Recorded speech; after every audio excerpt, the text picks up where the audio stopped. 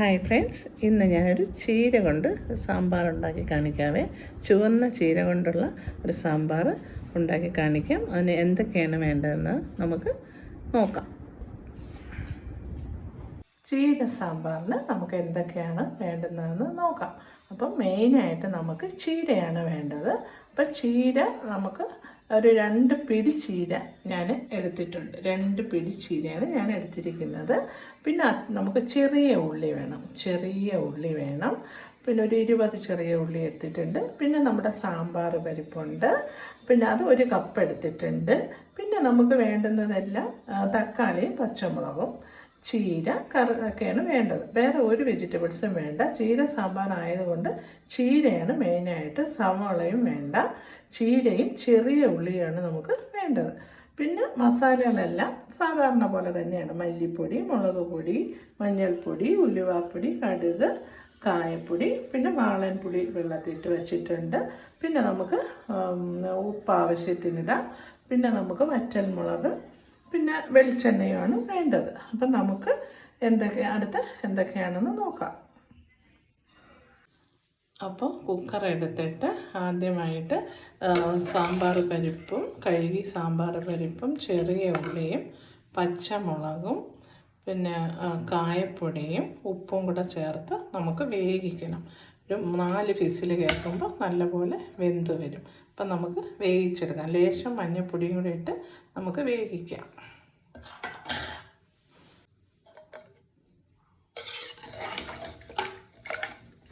അപ്പം മഞ്ഞൾപ്പൊടിയും കൂടെ ഇട്ടിട്ടുണ്ട്. എന്നിട്ട് നമുക്കത് വേവിച്ചതിന് ശേഷം ബാക്കി ചേരുവകൾ ചേർക്കാം. ഇത് ഞാൻ വാളൻപുളി പിഴിഞ്ഞ വെള്ളത്തിൽ തന്നെ ഒരു 3.5 സ്പൂൺ വലിയ സ്പൂണിന് മല്ലിപ്പൊടിയും 2.5 സ്പൂൺ മുളക് പൊടിയും കൂടി മഞ്ഞൾപ്പൊടിയും കൂടി കലക്കി വച്ചിരിക്കുന്നതാണ്. അപ്പം നല്ലപോലെ ഇത് കുതിർന്നിരിക്കും. പിന്നീട് നമുക്കത് ഈ മസാല അതിലേക്ക് ഒഴിച്ചു കൊടുക്കാം. അപ്പോൾ പരിപ്പും ഉള്ളിയും നല്ലപോലെ വെന്ത് വന്നിട്ടുണ്ട്. ഇതിലേക്ക് നമുക്ക് ചീരയും തക്കാളിയും കൂടി ഇട്ട് കൊടുക്കാം. ചീരയും തക്കാളിയും ഇട്ടതിന് ശേഷം നമുക്ക് 1 വിസിൽ കേൾക്കണം. ഒറ്റ വിസിൽ എടുക്കണം. അപ്പോൾ കറക്റ്റ് വെന്തിരിക്കും.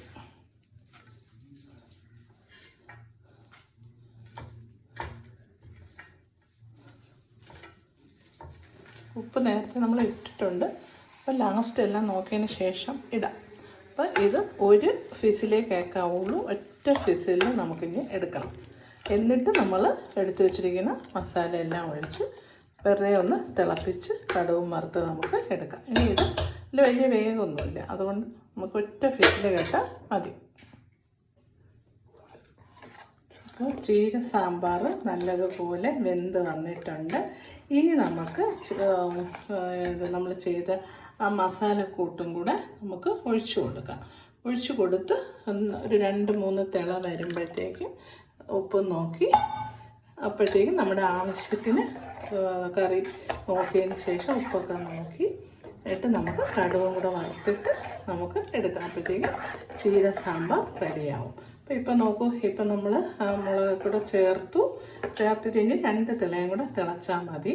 അപ്പോഴത്തേക്കും മസാല എല്ലാം അതിനൊന്ന് പിടിക്കും. പിന്നെ നമുക്ക് ഉപ്പൊക്കെ നോക്കിയിട്ട് കടുവും കൂടെ താളിച്ച് ഒഴിക്കാം.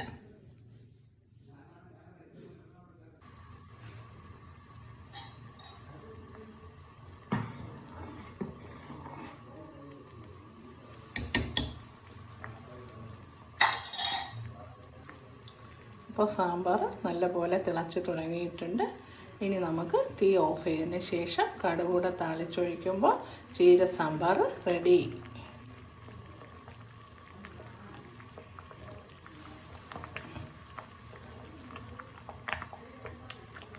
അപ്പോൾ പാൻ അടുപ്പത്ത് വെച്ച് എണ്ണ ചൂടായി ഞാൻ കടുകും ഉലുവയും കൂടി ഇട്ട് കൊടുത്തിട്ടുണ്ട്. അത് പൊട്ടുമ്പോഴത്തേക്ക് നമുക്ക് ചെറിയ ഉള്ളി ചെറുതായിട്ട് അരിഞ്ഞിട്ട് കൊടുക്കാം. ഉലുവാപ്പൊടിയും കൂടെ ചേർക്കണം. അത് സാമ്പാറിൽ ചേർത്ത് കൊടുത്താൽ മതി. പച്ച ഉലുവയായതുകൊണ്ടാണ് ഞാൻ അങ്ങനെ ഇട്ടത്. പിന്നെ ചെറിയ ഉള്ളി ഇട്ട് കൊടുത്തിട്ടുണ്ട്. വറ്റൽമുളക് ഇട്ട് കൊടുത്തിട്ടുണ്ട്.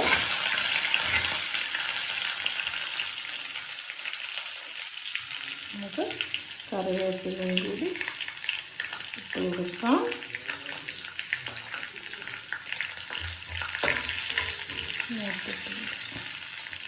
നമുക്ക് കറിവേപ്പിലയും കൂടി ഇട്ട് കൊടുക്കാം. അപ്പോൾ നമുക്ക് തീ ഓഫ് ചെയ്തിട്ട് സാമ്പാറിലേക്ക് ഒഴിച്ചു കൊടുക്കാം.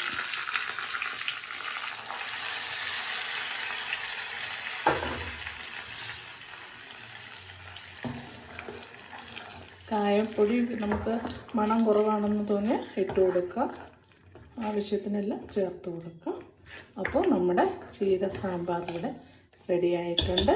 എല്ലാവരും ഇതുപോലെ ചെയ്ത് നോക്കണം. ചെയ്തിട്ടില്ലെങ്കിൽ ഇപ്പോൾ കുട്ടികളൊക്കെ ചീര കഴിക്കാത്തവരാണെങ്കിൽ ഇതിലേക്കൂടെ കൊടുക്കുമ്പോൾ വലിയ കഷ്ണങ്ങളൊന്നുമില്ല, അവർക്കത് കഴിച്ചോളും. അപ്പോൾ എല്ലാവരും ചെയ്ത് നോക്കണം.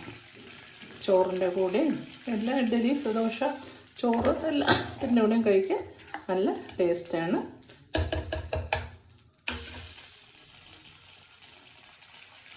അപ്പോൾ അടുത്തൊരു റെസിപ്പിയുമായി കാണുന്നത് വരേക്കും ബൈ ബൈ, സീ യു.